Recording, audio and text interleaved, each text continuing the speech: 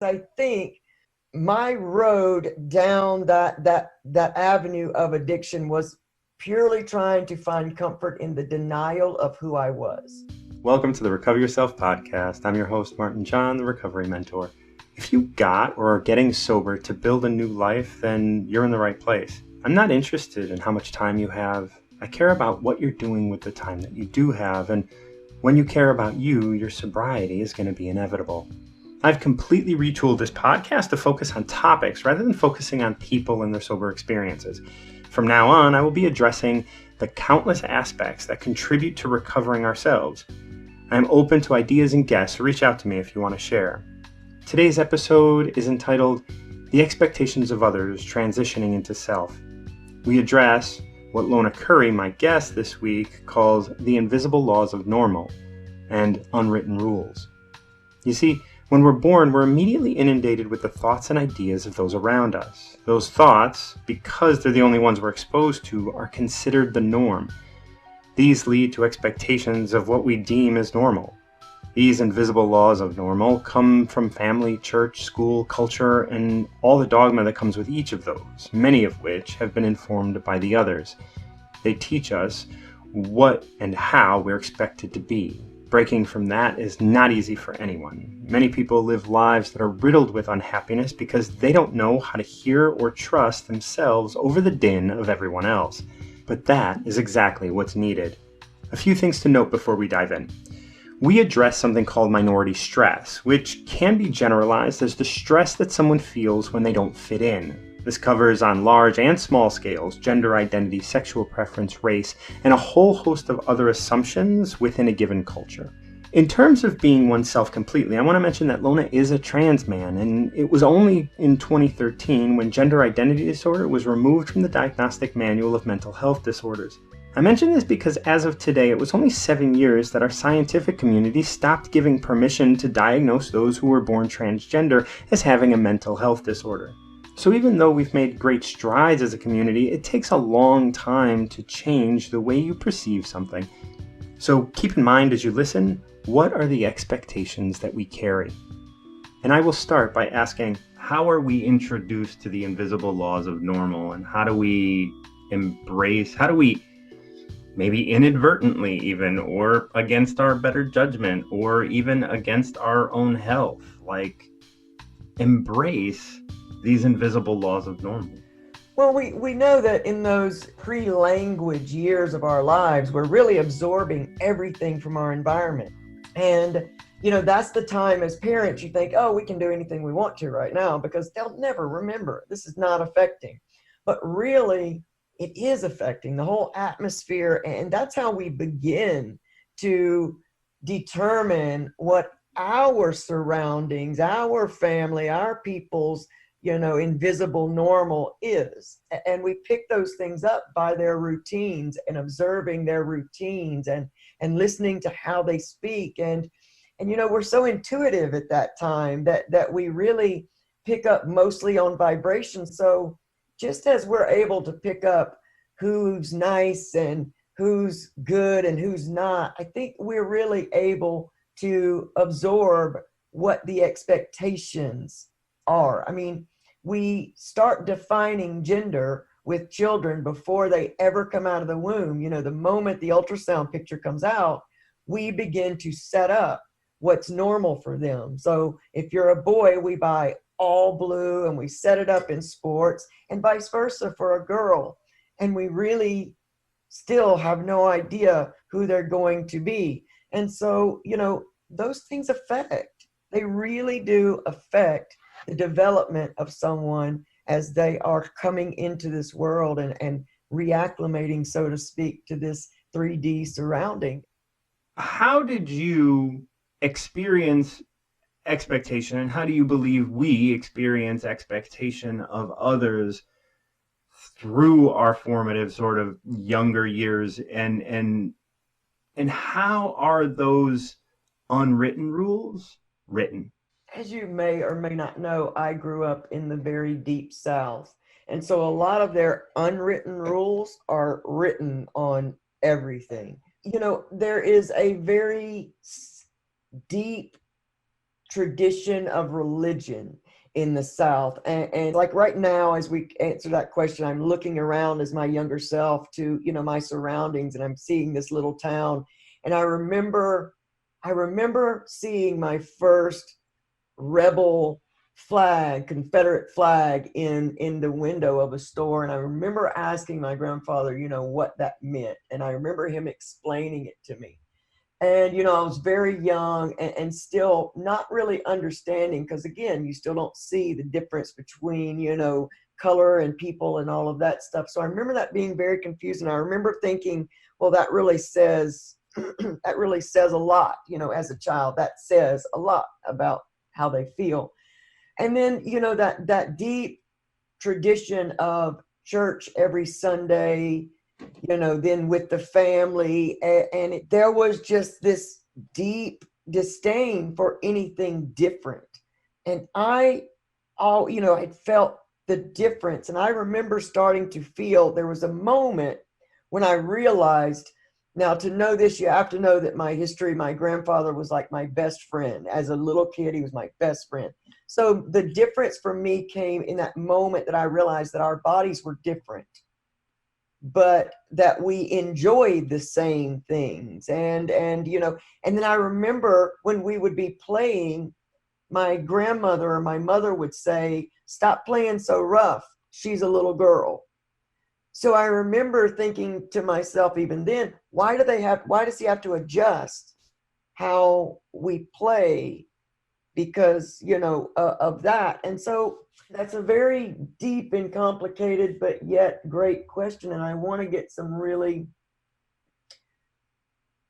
great insight from that, because, I still live in the South, and there are still these very unspoken rules of ways that, that just come in a stare from someone that can be, you feel the energy of that stare, meaning, I'm unsafe. Those vibrations that come through that let you know that I recognize that you're different and I don't like you, or I recognize that you're different and way to go. There's just an energy that comes from people all around me. So much of what we're, like this idea of expectation of others and transitioning to self, right? Like this idea of like, how are you going, like what we're looking at is the idea that like from birth till you decide that you're going to make your own choices, Mm-hmm. you're living through the expectations of others. Yeah. Even in terms of drinking, right? Like, because one, as children, we often see people drink and like they deal with their issues that way. So many of us are not happy with the people that we're expected to be. Mm-hmm. Mm-hmm. And when people are not happy with who they're expected to be, they have to either suck it up or be someone else. Yeah. Now, and being someone else just means being yourself, right? That's how, right? And so that is the idea of the healthy transition out of that. No matter if you're transitioning your gender or your job or your relationship or your sexuality, whatever, like it's all the same.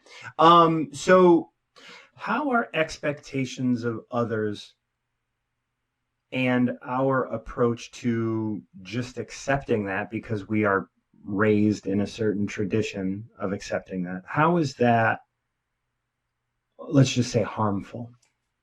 Well, I think that leads us back to that minority stress issue when, we tend to be the only one that like us in an atmosphere. We tend to be more shied down, stand back, kind of almost shameful of who we are because we don't see others. And I believe that, the majority in that same atmosphere kind of take advantage of that in ways.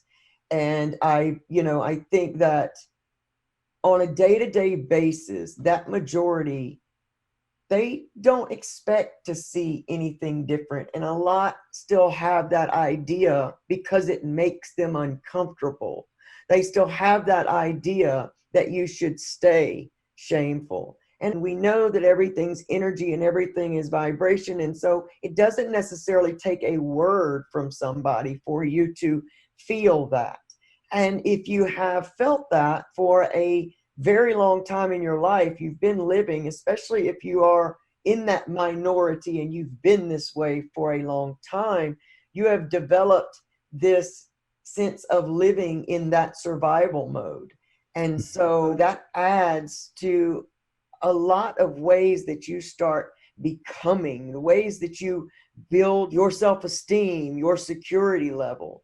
And as we move through those unspoken expectations of others, we run backwards. We think because we are the minority that there is something wrong with us. Even if they don't say it, I'm not seeing anyone else who feels this way. I'm not seeing anyone else this way. And so therefore, instead of being celebrating differentness, which is what I believe we're evolving into, where we celebrate our uniqueness because we're coming to understand that it is our power, that is our uniqueness, and not that go with the flow mentality. And so we go back to that minority stress and what that puts on people when they are the only of themselves. And I think as a society, what we can begin to do to help rewrite these unspoken expectations and rules is start becoming aware when a minority of something comes into your experience. Become aware of how it makes you feel and understand that it is less their issue and more of our issue.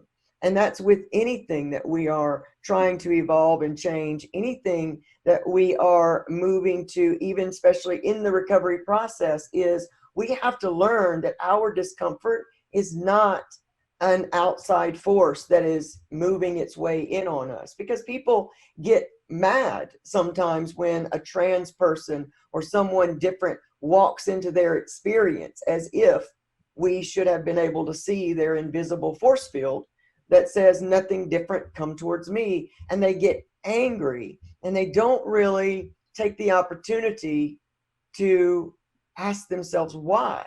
And I think we as a society can begin to shatter these unspoken rules, shatter these expectations of others, and with just being aware of self.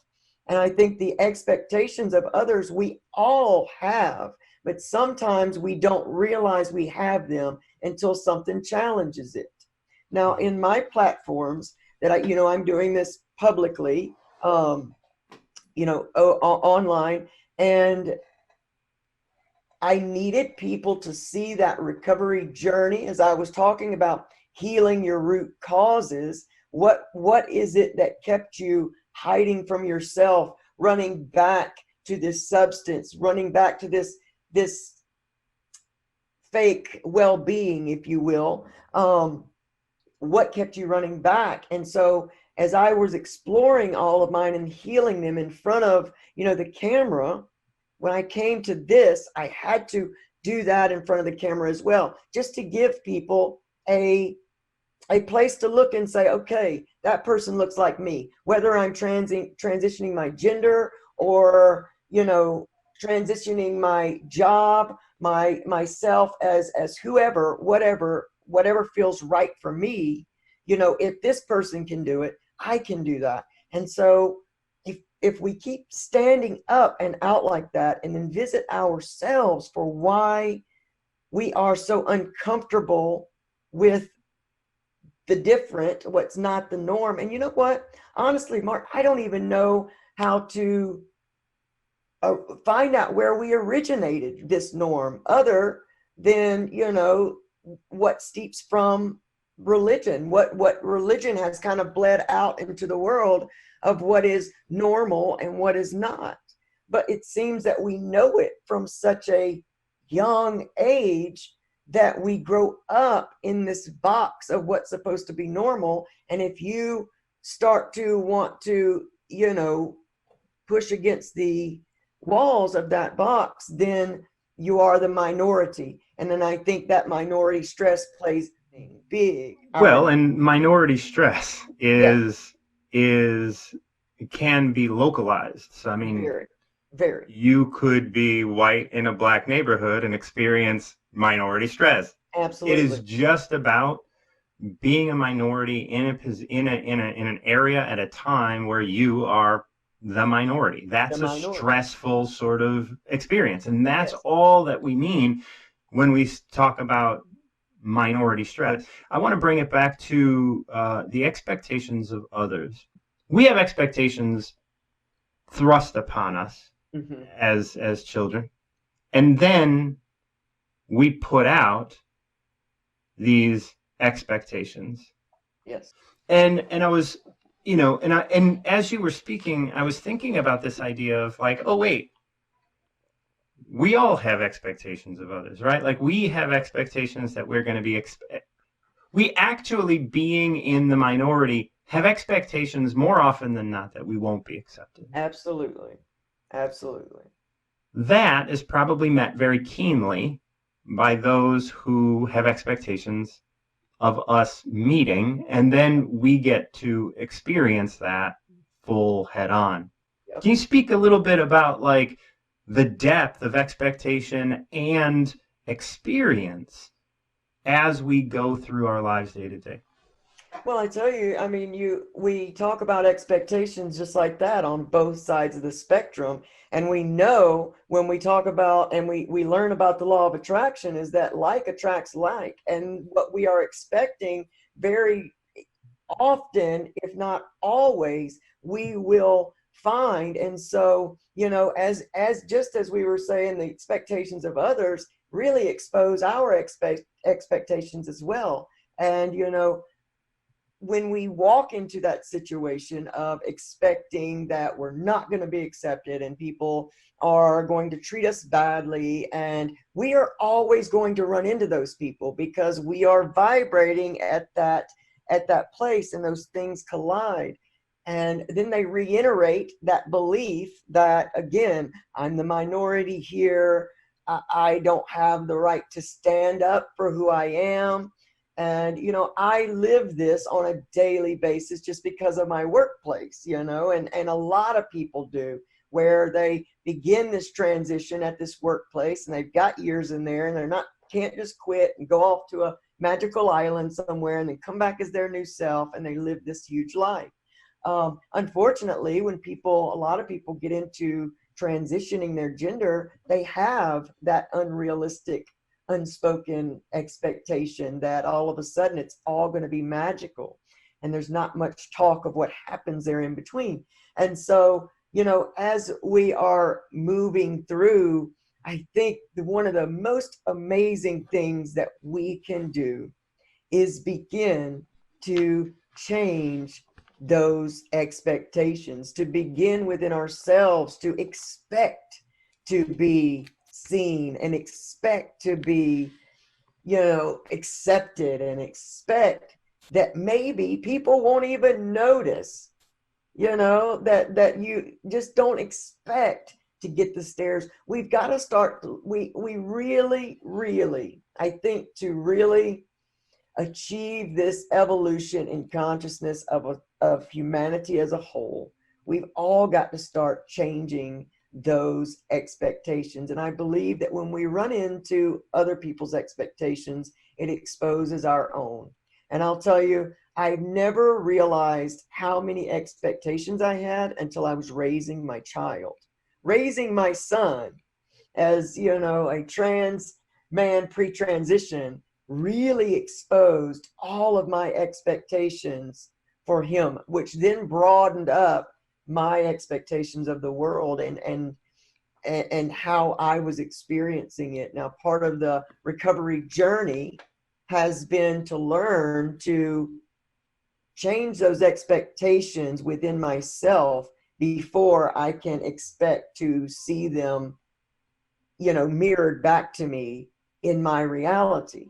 And so, the study of divine universal law is a vital part in our evolution as a society in dropping those expectations and allowing them to be exposed to us, because we got to run into those things, because anytime we have an expectation of someone or some situation, we're setting ourselves up for suffering.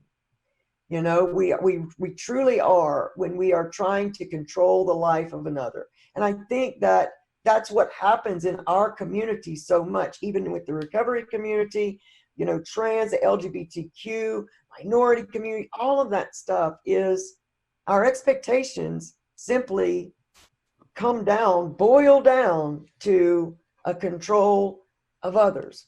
I want you to act like this so that I am comfortable, period. And it always sets us up for suffering. It always causes our own suffering to do that. There's an interesting kind of glaring question to me of like, when I run around and yell, I expect or I demand respect, and yet my expectation is I'm not going to get it. Yeah. How do I, or how can I gain access to that fact? And or how do I deal with the fact that, like, whoops, my expectations were that I wasn't going to, and where do I deal with that? It all starts with becoming aware, just becoming self-aware, and to guard those knee-jerk reactions that we have to things, because almost every time we have an egoic reaction, someone has stepped on our expectations of something, whether it is a conversation.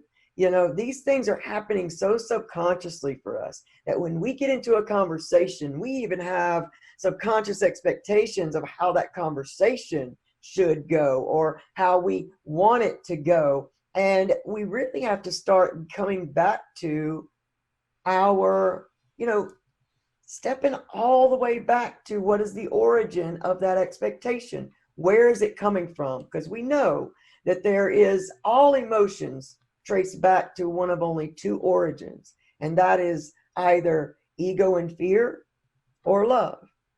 And we have to start taking some time to step back away from things, become aware, and ask ourselves that question. See, many times the same in parental situations, when we say, but I love my child and I expect him to do these things so that he doesn't have to repeat the same mistakes that I made.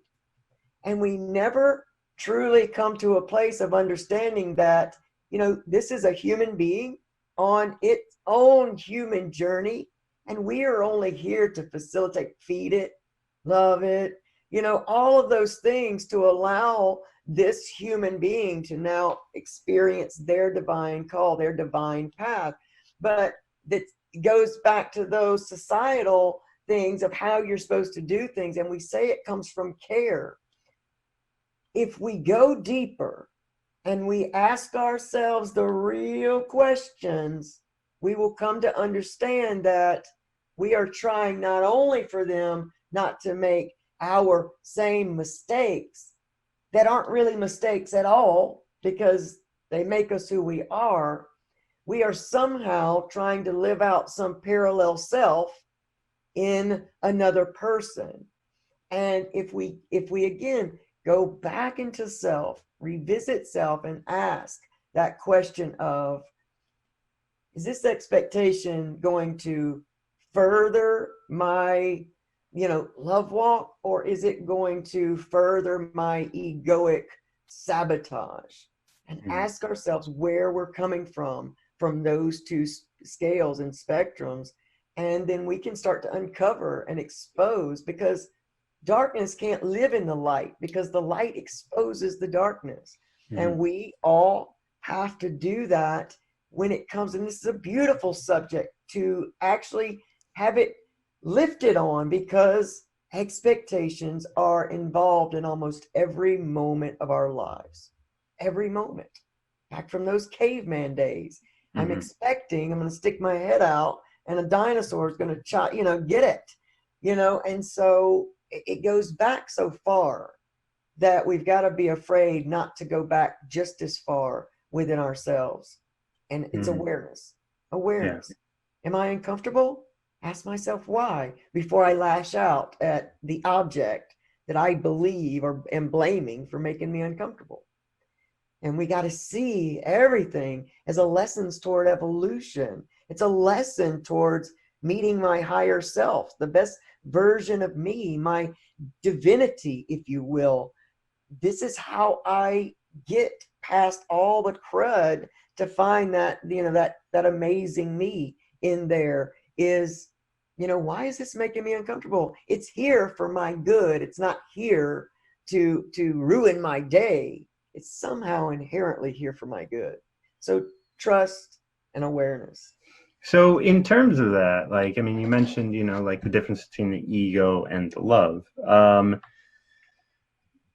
And I'm often presented with information. I've been doing a lot of my own self-work, like I do my, like I work with clients, I do all this stuff. And so like I'm always trying to push myself. And it's very often people, like give me advice on what I need to do. Mm-hmm. And now, thus far in my life, I've always taken the humble road of, no, even though I've done that before, I might still need work to do in that area. And so I always question, like, my experience. Is this coming from ego? Is this coming from love? Now, is there a way to tell the difference? Because it's not, like both of us coming from addiction. A lot of people today talk about like feel within the body. Well, Yeah. I tell you, I can't trust my body all the time. So what can I trust?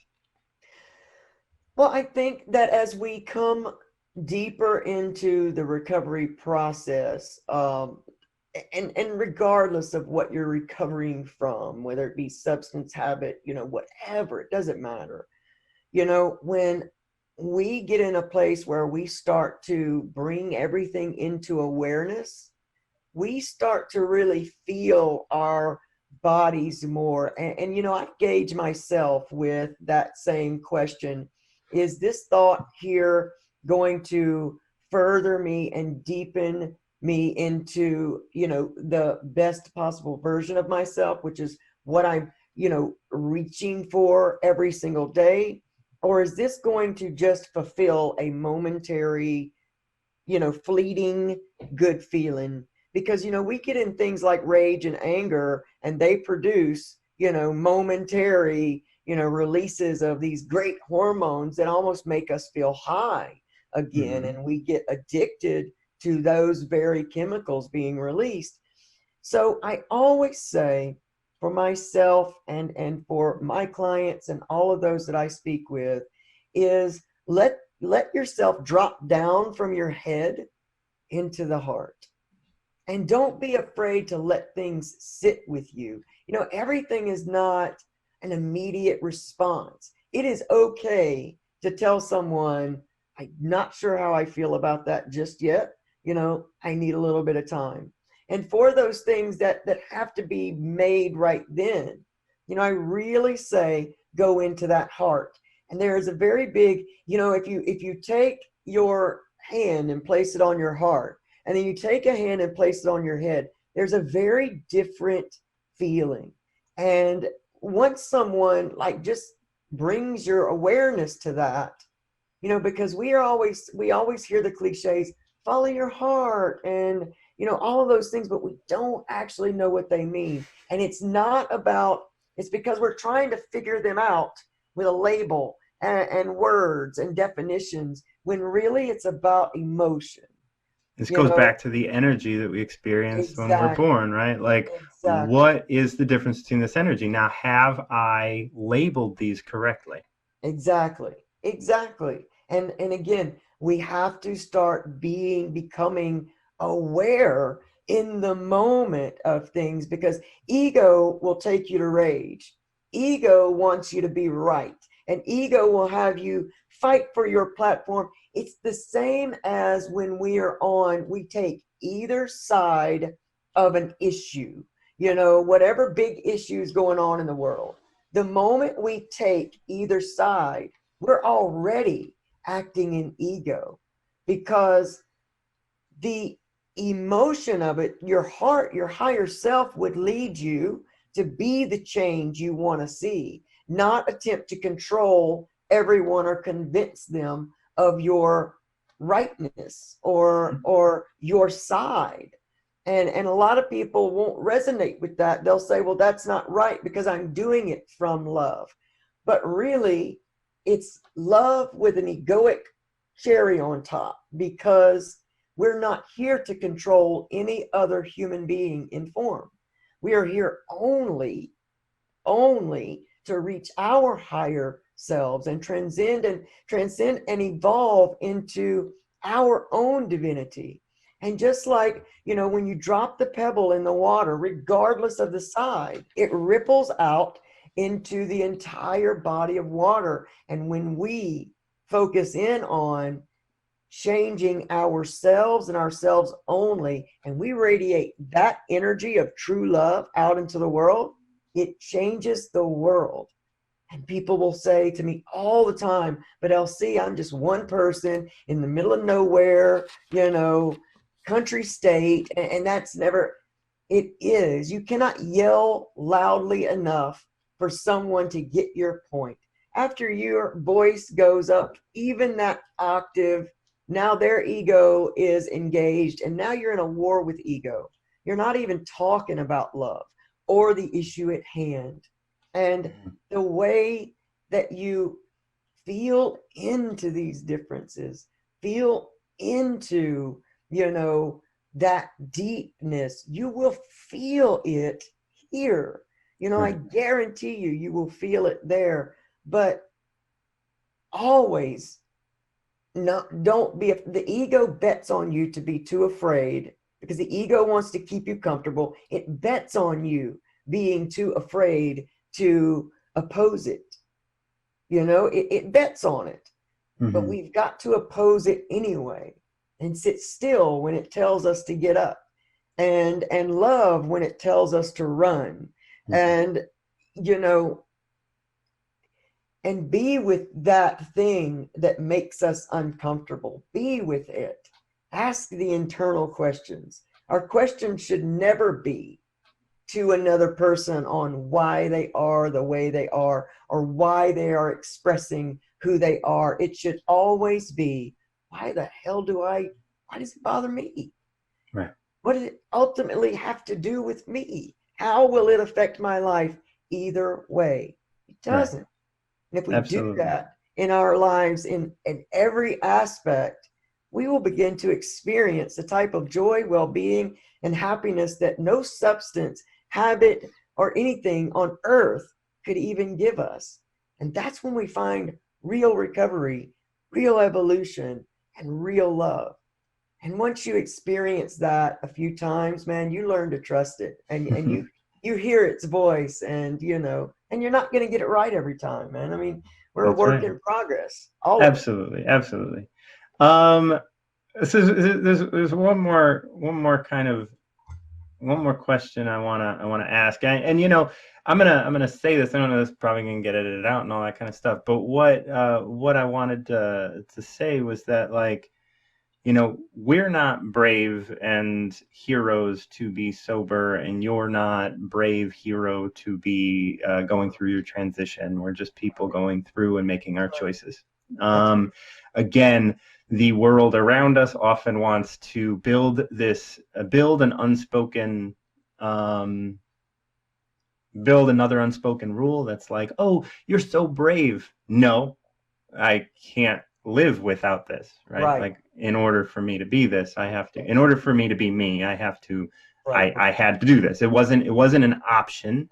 And so the question I want to ask is, what are the differences and similarities that you personally experienced between transition and sobriety?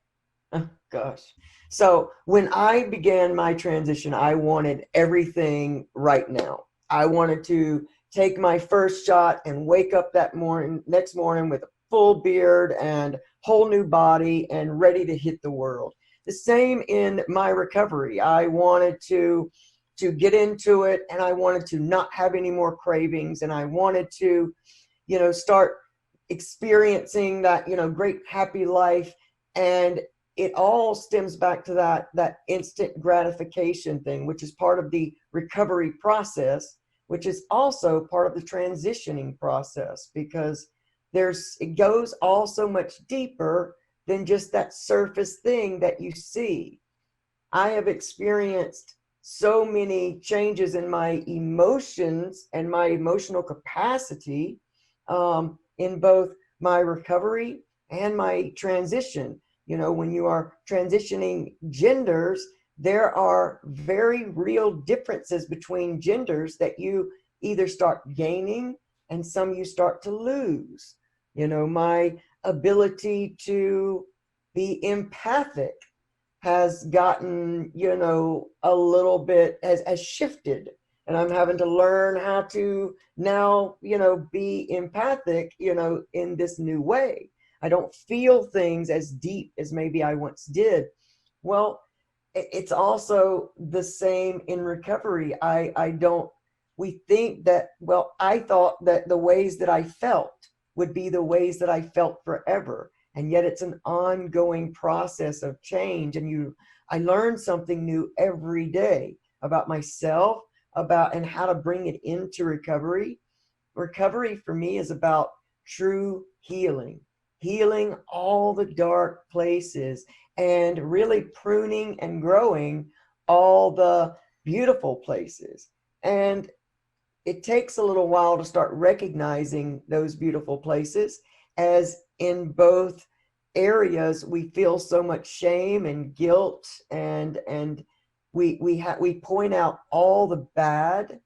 And it has been, wow, such an intermingled, beautiful experience to go through both at the same time, because I often think about, this stage that I'm in with the greasy skin and the new pimple every day, and, the running backwards of the hairline and different things. I think about those ugly parts in my recovery in the early days when, I was having to white knuckle through cravings, and I was really having to work on changing my thought processes from what I'd always known, all my reactions, and to now this new step back and feel into it and become self-aware. And so it's greasy, and it's, it's painful, and it's ugly in those early times. And not that, there's not, little dark places at 7 years of recovery, but they're just different. Now it's a more personal, internal, shadow work, exposure kind of a thing. And it's the same as I am 2 years into my gender transition. Now, a lot of the changes that are coming along are coming along internally, where again, I'm having to now learn how to navigate with these new ways of feeling and some of the lack of emotions that I used to have. And the people around me who have been with me and going through both of these processes with me, they're also having to kind of learn to navigate through and realize that it was so much more than we thought. We think it's just a surface. We think it's just the body's going to change. Or we think it's just clean time that we're trying to amass. But it's really getting those roots and building from that core higher self that you are, and getting to there. It's all so much alike that it runs neck and neck in everything. And, gosh, man, I could go on for days. Yeah, and that's why I ask, because it's such a, like, recovery is recovery, and the thing is it's not about recovering from, right? It's about moving Yes. towards something, and what you're moving towards is you, and Yes. you embody God, right? Yep. Yes. The divine expression of God on earth. That's right.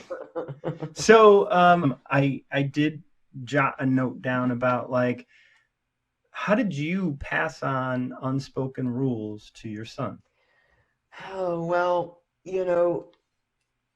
in my relationship with my son, it was pre-transition for me. I waited until he was of age to begin my transition. I say that, but it was an excuse to chicken out. I used his, well, I don't want him to be uncomfortable at school.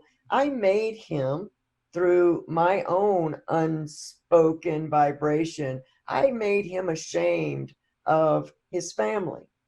And I regret that deeply, because I always tried to remain in the background so he would not have to explain to his friends or schoolmates that his family was different. I tried to make his life comfortable, and yet I know that I've done him a great injustice or disservice in that, because he did not ever learn to be proud of who he was. And I see him in his life now as he has grown. I see him always looking for somewhere to belong. And it is everything the way I was myself at his age, because I was running so far away from myself, denying that, because those unspoken rules say that this is just not okay. You're denying your nature if you change it. You are going against God if you change yourself, or there's so many of those things. And again, so many of them trickle off of, deep religious beliefs where I am from, and that label of gender. Boys do this, are supposed to do this, and girls are supposed to do this.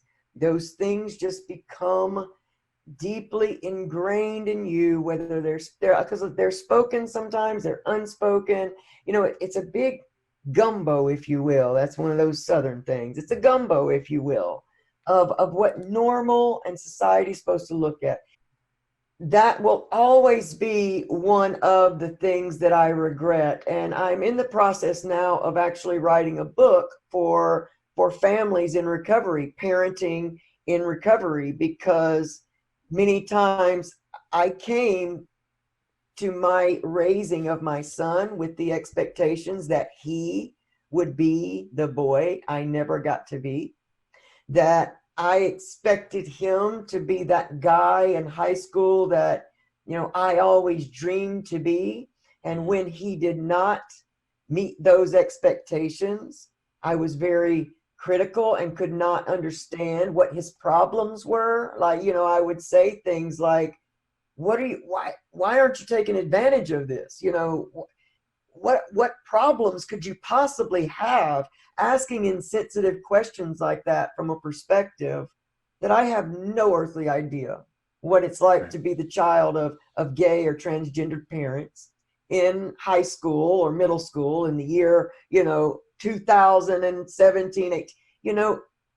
We forget, because of our expectations and our experience, we forget that we're all on a human path. I will really hone in on that in this book, that, we have to accept people as their own individuals. And we've got to shatter these unspoken rules. And we have to shatter these, expectations that we have of others, so that we don't make other people suffer. And so we don't set ourselves up for suffering ourselves. And we've got to let loose of the control of how people should be, act, do, feel, all of those things. Thanks, Lona. I really appreciate you. I really appreciate you being on. Martin, I really, really love what you are doing. I'm so grateful that, we made this connection.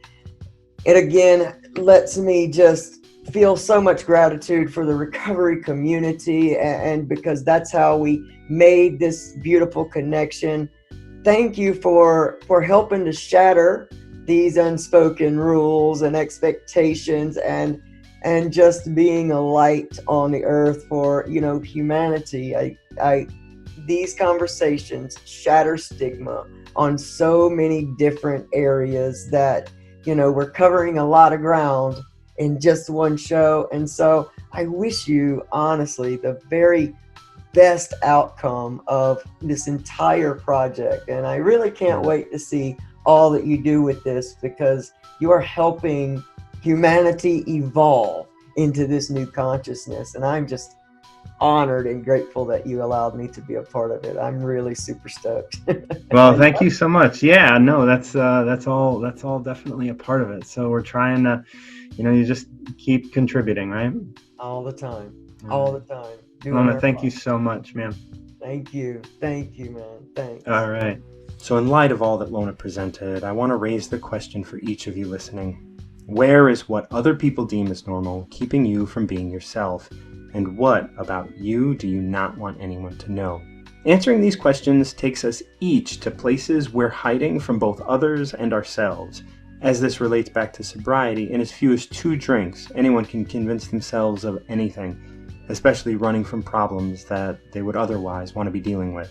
However, it is through the discomfort of not escaping that will show you alcohol is not your problem. I mean, drinking too much alcohol is a problem, but it's exacerbating all of the other problems. But alcohol is keeping you from facing that which scares you most, and that's how awesome you are.